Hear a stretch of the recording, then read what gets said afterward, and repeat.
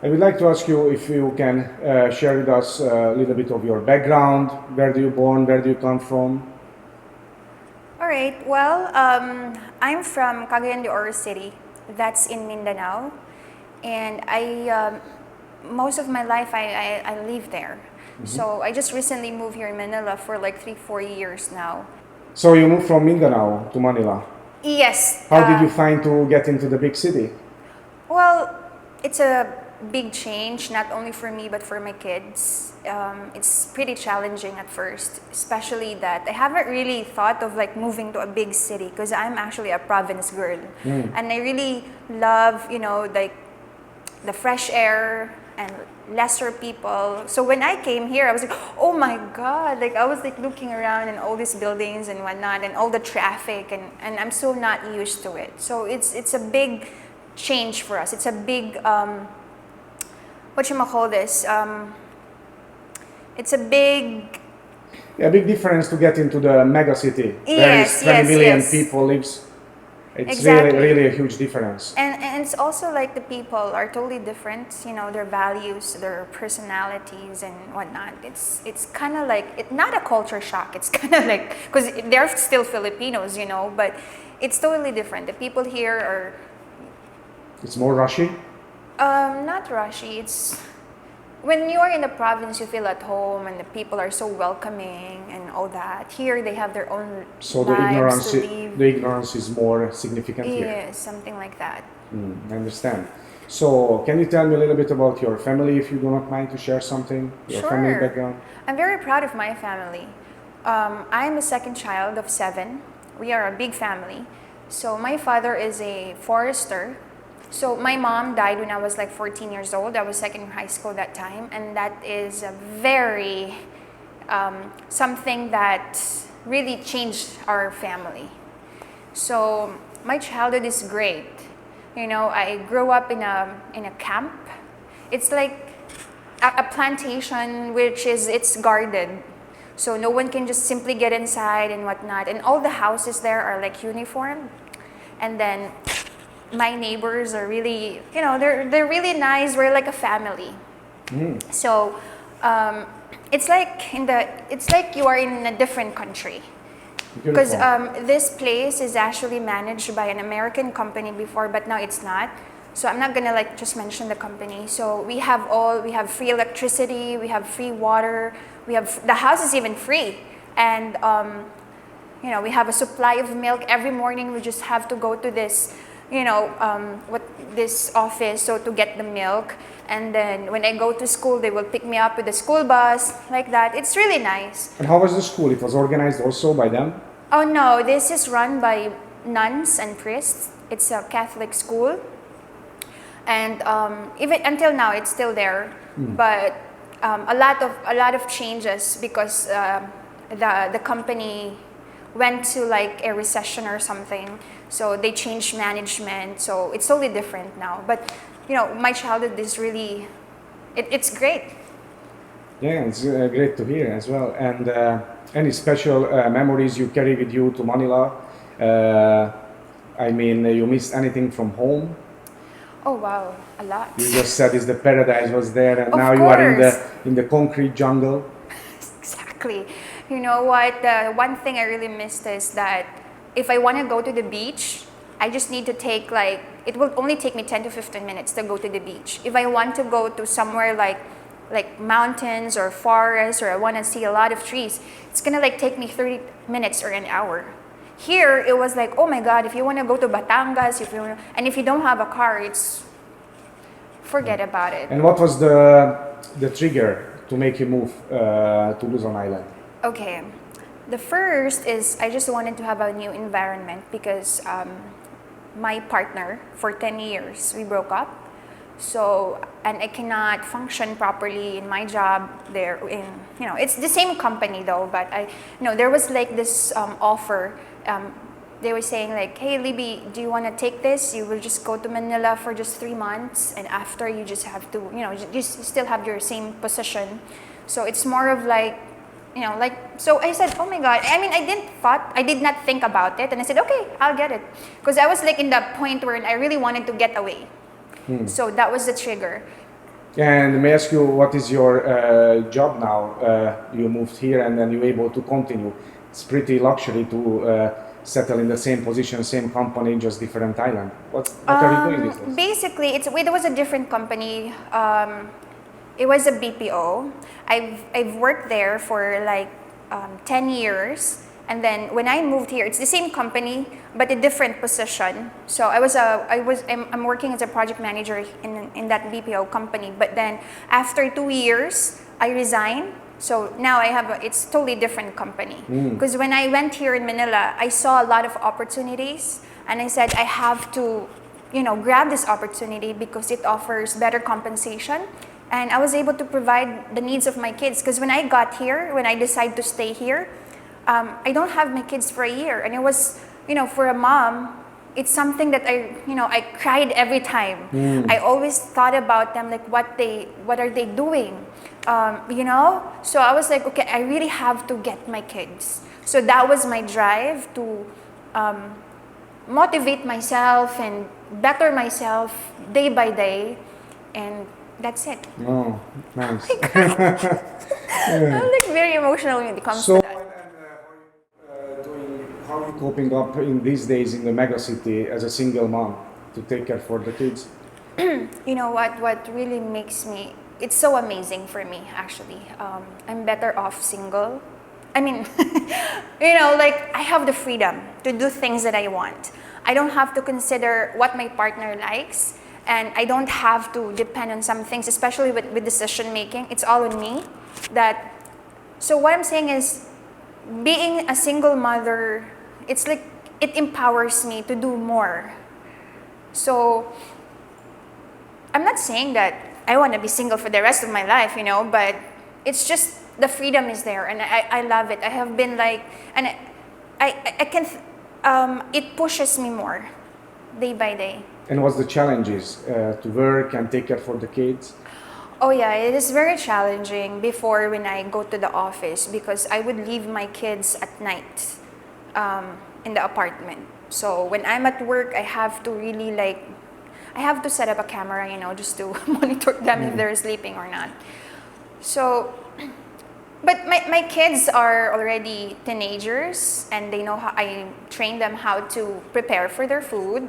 So they have cell phones. If there's emergency, they can just call me. And my office in Ortigas is just like, if there's no traffic, especially at night, so if I need to go home, it's just fast, like quick, 10 to 15 minutes. That's good, that's good. And what's really challenging also being a single mother is that when your kids are sick, so my daughter was confined in a hospital for like almost 2 months because of depression. So it's challenging for me because it's just me, my son, which is 14 years old, and my daughter. So I really don't have family here.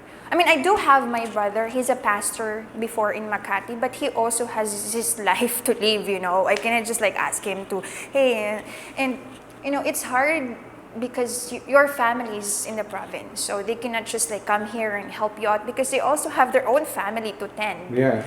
And how often you are able to go back to your home place to visit before your... the pandemic, I visit them like probably once in a year before the pandemic. So once a year? Once a year, yeah.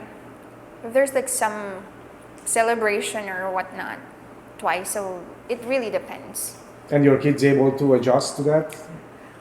Which, here in Manila? Yeah, absolutely. That's why my daughter was depressed, because it's a totally new environment. When she went to school, it's totally different. When she went to the school, she was like, oh my God. And my daughter doesn't speak Tagalog that fluently, because we have our vernacular, Bisaya dialect.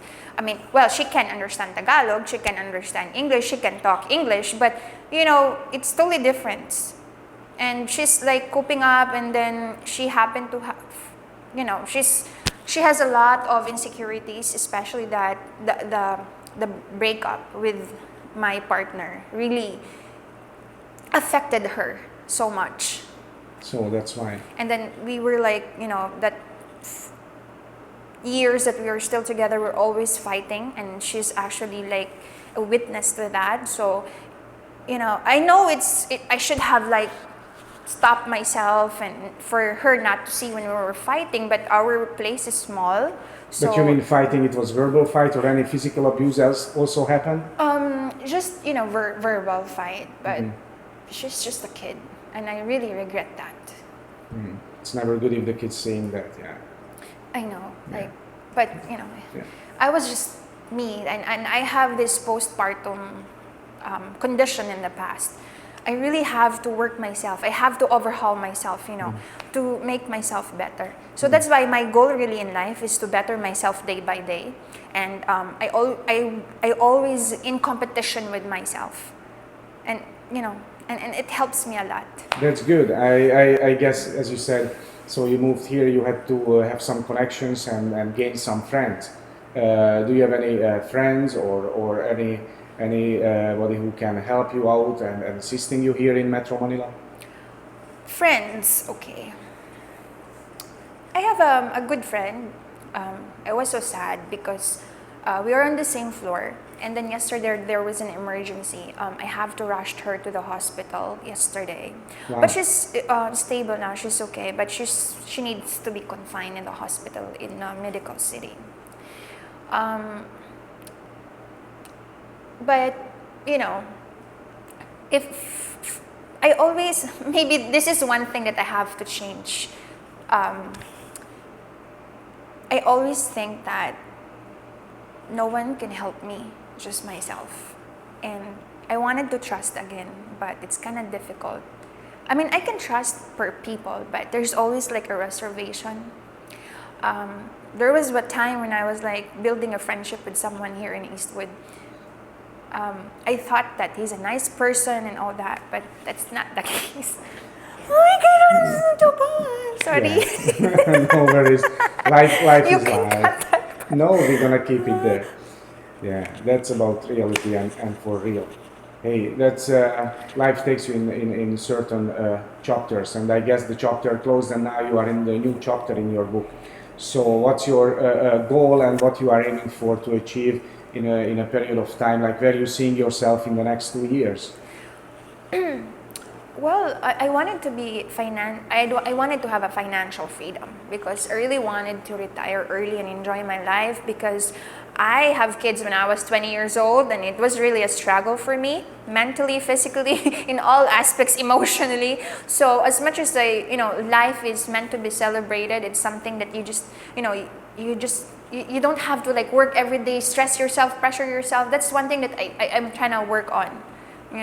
So really my goal, as what I've mentioned, is that I just want to better myself day by day. And I don't want to, I mean, of course I have goals, I have plans and whatnot, but I wanted to take it one day at a time. Because before when I was depressed because I was like thinking of all this craziness. Like I'm always looking ahead at what will happen, blah, blah, blah. But then I changed how I think, and it really helps me a lot. That's Because good. we never know what will happen with this pandemic. I have a lot of friends who died, and they were just like 30s, 20s, just because of this. And they have their life is so full, and you thought that they would live like 50, 60 years. And I just happened to like spend time with them recently, and then all of a sudden they're gone. Wow, that's very sad these days. Yeah, I know. what's happening all around. So it makes us realize a lot of things. You need to embrace the life much more these days Exactly, to but appreciate the little good things in life. yes, and you just have to, But of course, responsibly, not that people would, because I have like, I only have few, whatever, years to live, I have to like, no, like that. But just, be happy, be content. I mean, not contented. Of course, you just have to push yourself, but not to the point that you will be, just simple things we have to appreciate it. And just be grateful for everything that you have right now. Because before, I don't appreciate myself. I always compare myself to others. I always like compare myself to my classmates. Oh my God, she's there already. Oh my God, she's like a CPA now. Oh, oh, like, and we were like, because when I was in high school, I'm always an achiever. I'm always part of the top 10. And then my classmates are like, when I look at them on Facebook, I was, oh my God, I'm left behind. Then I changed that perception. I totally changed it because it's ruining me. It's not, and after that, I was grateful. I'm just grateful because I was out from this miserable life for like 10 years ago. Even like 1 peso, I don't have it in my pocket. I have to like debt is like, everything. I have so much debt, but now I'm debt free, which is I really like, when you're debt free, it's like it changes away. exactly. Yeah. And then, but I'm not saying I have financial freedom, but Yeah. Do you see yourself? I see myself as someone who is how do I see myself? Yes, competent, single mom, and I think I have achieved so much in my life. If I'm gonna look back 16 years ago and now, emotionally, physically, I've improved so much, and there are a lot of things that I have to,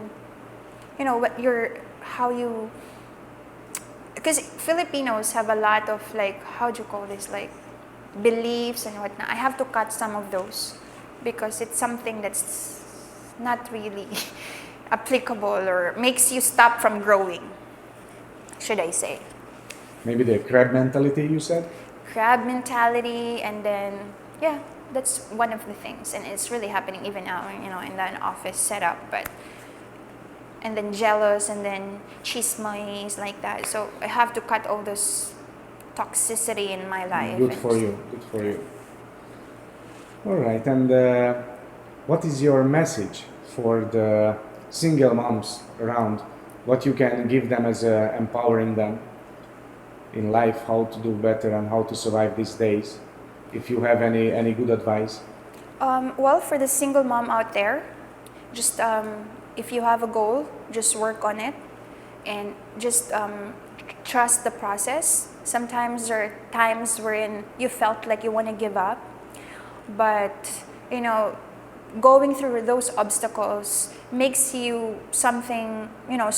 It makes you stronger, and then you will realize that you will just like when you look back, you will just, oh my God, you will just laugh at it, and so just believe in yourself and just be grateful for what you have now, and just continue. The best investment is really to invest in yourself. Health-wise, health is wealth. What is money if you will not gonna value your health? I'm not saying that you will not drink or what, because I drink a lot, but what, in moderation. So you just have to balance everything. Yeah. Hey, thanks for your time. I appreciate you sharing the story with us. And I wish you success. Good luck in life. Thank you so much. Thank you.